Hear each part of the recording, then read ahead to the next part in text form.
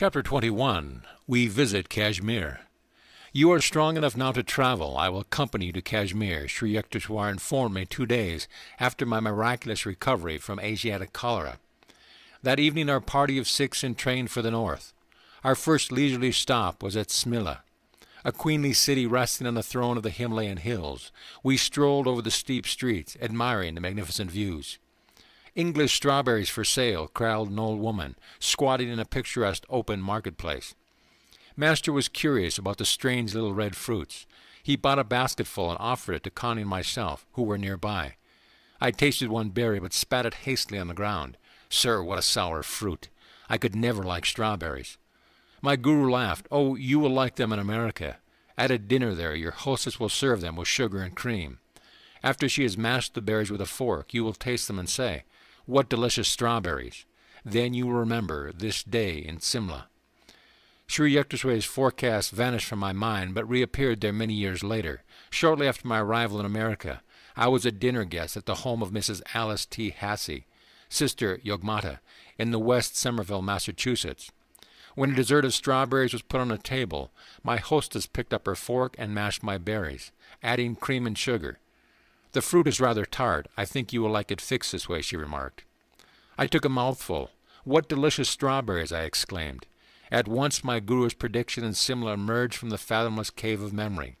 It was staggering to realize that long ago Sri Yukteswar's God-tuned mind had sensitively detected the program of karmic events wandering in the ether of futurity.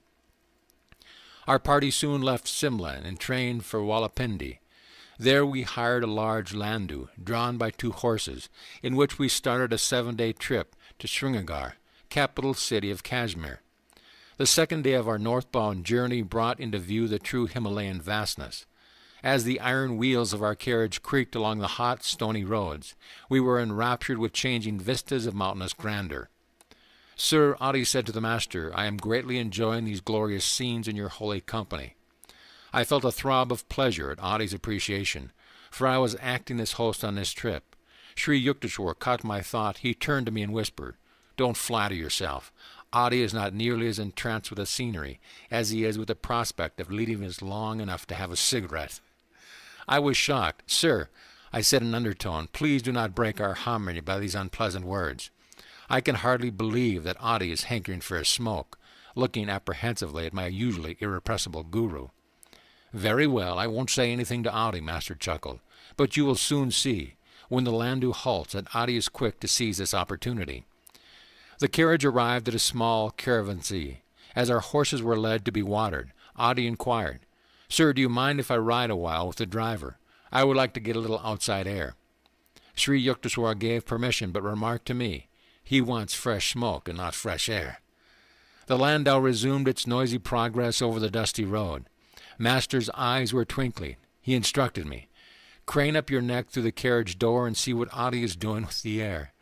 I obeyed and was astonished to observe Adi in the act of exhaling rings of cigarette smoke.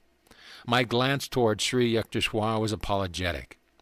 "You are right as always, sir. Adi is enjoying a puff alongside with a panorama." I surmised that my friend had received a gift from the cab driver. I knew Adi had not carried any cigarettes from Calcutta. We continued on a labyrinth way, adorned by views of rivers, valleys, precipitous crags, and multitudinous mountain tiers. Every night we stopped at rustic inns and prepared our own food. Sri Yukteswar took special care of my diet, insisting that I have little lime juice on all meals. I was still weak but daily improving, though the rattling carriage was strictly designed for discomfort. Joyous anticipations filled our hearts as we neared central Kashmir, paradise land of lotus lakes, floating gardens, gaily canopied houseboats, the many-bridged Jhelum River, and flower-strewn pastures, all ringed round by the Himalayan majesty. Our approach to Srinagar was through an avenue of tall, welcoming trees. We engaged rooms at a double-storied inn overlooking the noble hills. No running water was available. We drew our supply from a nearby well. The summer weather was ideal, with warm days and slightly cold nights. We made a pilgrimage to the ancient Srinagar temple of Swami Shankara. As I gazed upon the mountain peak hermitage, standing bold against the sky, I fell into an ecstatic trance. A vision appeared on the hilltop mansion in distant land. The lofty Shankara ashram before me was transformed into the structure where years later I established the Self-Realization Fellowship headquarters in America. When I first visited Los Angeles and saw the large building on the crest of Mount Washington, I recognized it at once from my long-past visions in Kashmir and elsewhere. A few days at Srinagar, then on to Gulmarg, mountains path of flowers. Elevated by 6,000 feet, there I had my first ride on a large horse. Rajendra mounted a small trotter, whose heart was fired with ambition for speed. We ventured onto the very steep Kalamarg. The path led through a dense forest, abounding in tree mushrooms, where the mist-shrouded trails were often precarious. But Rajendra's little animal never permitted my oversized steed a moment's rest, even at the most perilous turns. On, untiringly came Rajendra's horse, oblivious to all but the joy of competition. Our strenuous race was rewarded by breathtaking views. For the first time in this life, I gazed in all directions at sublime snow-capped Himalayas, lined tier upon tier like silhouettes of huge polar bears. My eyes feasted exultingly on endless reaches of icy mountains against sunny blue skies. I rolled merrily with my young companions, all wearing overcoats, on the sparkling white slopes. On our downward trip we saw afar a vast carpet of yellow flowers, wholly transfiguring the bleak hills. Our next excursions were the famous royal pleasure gardens of the Emperor Jenagar at Shalimar and Nishat-Ba. The ancient palace at Nishat-Ba is built directly over a natural waterfall. Rushing down from the mountains, the torrent has been regulated through ingenious contrivances to flow over colorful terraces and to gush into fountains amidst the dazzling flower beds. The stream also enters several of the palace rooms, ultimately dropping fairy-like into the lake below. The immense gardens are riotous with colored roses of dozen hues, snapdragons, lavenders, pansies, poppies. An emerald enclosing outline is given by symmetrical rows of chinars, cypresses, cherry trees. Beyond them tower the white austerities of the Himalayas. Kashmir grapes are considered a rare delicacy in Calcutta. Rajendra, who had been promising himself a veritable feast on reaching Kashmir, was disappointed to find there no large vineyards. Now and then I chaffed him jocosely over his baseless anticipation. "Oh, I have become so much gorged with grapes I can't walk," I would say. "The invisible grapes are brewing within me." Later I heard that sweet grapes grow abundantly in Kabul, west of Kashmir. We consoled ourselves with ice cream made of rubbery, a heavily condensed milk, and flavored with whole pistachio nuts. We took several trips in the shikaras or houseboats, shaded by red embroidered canopies, coursing along the intricate channels of Dal Lake, a network of canals like a watery spiderweb. Here the numerous floating gardens, crudely improvised with logs and earth, strike one with amazement. So incongruous is the first sight of vegetables and melons growing in the midst of vast waters. Occasionally one sees a peasant, disdaining to be rooted to the soil, towing his square plot of land to a new location in the many-fingered lake. In this storied vale one finds an epitome of all earth's beauty. The Lady of Kashmir is mountain-crowned, lake-garlanded, and flower-shod. In later years, after I had toured many distant lands, I understood why Kashmir is often called the world's most scenic spot. It possesses some of the charms of the Swiss Alps, and of Loch Lomond in Scotland, and of the exquisite English lakes.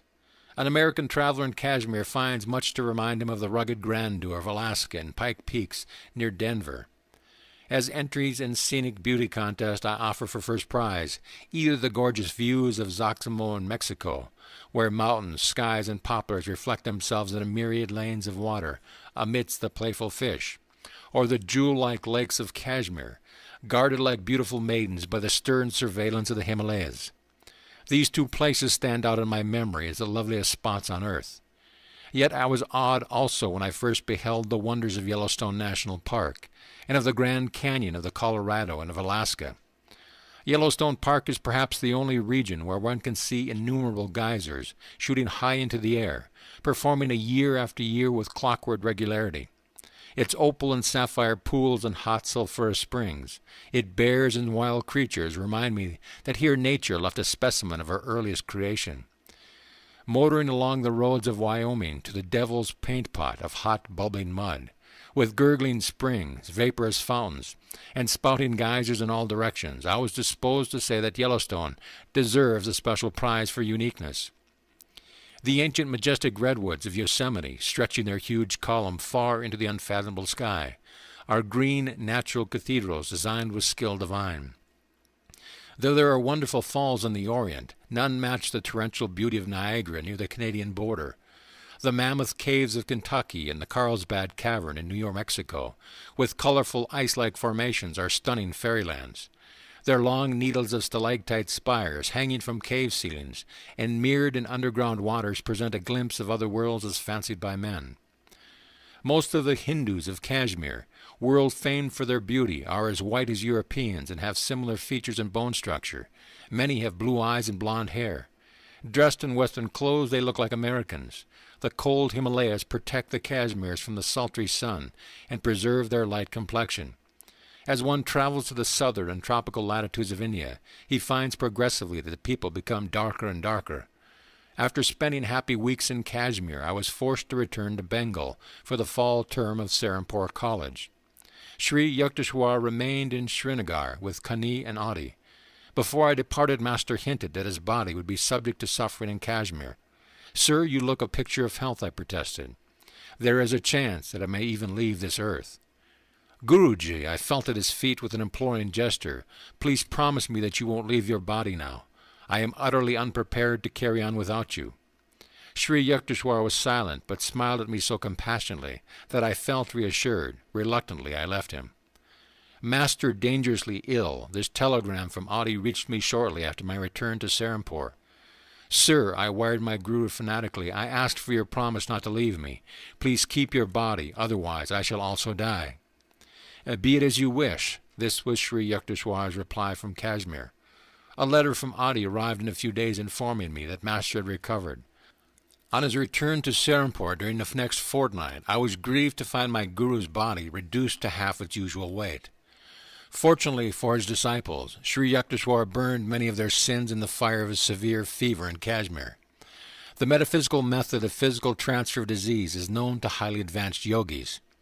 A strong man can assist a weaker one by helping to carry his heavy load. A spiritual superman is able to minimize his disciples' physical or mental burdens by sharing the karma of their past actions. Just as a rich man loses some money when he pays off a large debt for his prodigal son, who was thus saved from dire consequences of his own folly, so a master willingly sacrifices a portion of his bodily wealth to lighten the misery of disciples. By a secret method, the yogi unites his mind and astral vehicle with those of a suffering individual. The disease is conveyed, wholly or in part, to a saint's body. Having harvested God on the physical plane, a master no longer cares what happens to the material form. Though he may allow it to register a certain disease in order to relieve others, his mind is never affected. He considers himself fortunate in being able to render such aid. The devotee who has achieved final salvation in the Lord finds that his body has completely fulfilled its purpose. He can then use it in any way he deems fit. His work in the world is to alleviate the sorrows of mankind, whether through spiritual means, or by intellectual counsel, or through willpower, or by the physical transfer of disease. Escaping to the superconscious whenever he so desires, a master can remain oblivious of physical suffering. Sometimes he chooses to bear bodily pain stoically, as an example to disciples. By putting on the ailments of others, a yogi can satisfy for them the karmic law of cause and effect. This law is mechanically or mathematically operative. Its workings can be scientifically manipulated by men of divine wisdom. The spiritual law does not require a master to become ill whenever he heals another person. Healing ordinarily takes place through the saint's knowledge of various methods of instantaneous cure in which no hurt to the spiritual healer is involved. On rare occasions, however, a master who wishes to greatly quicken his disciples' evolution may then voluntarily work out his own body a large measure of their undesirable karma. Jesus signified himself as a ransom for the sins of many.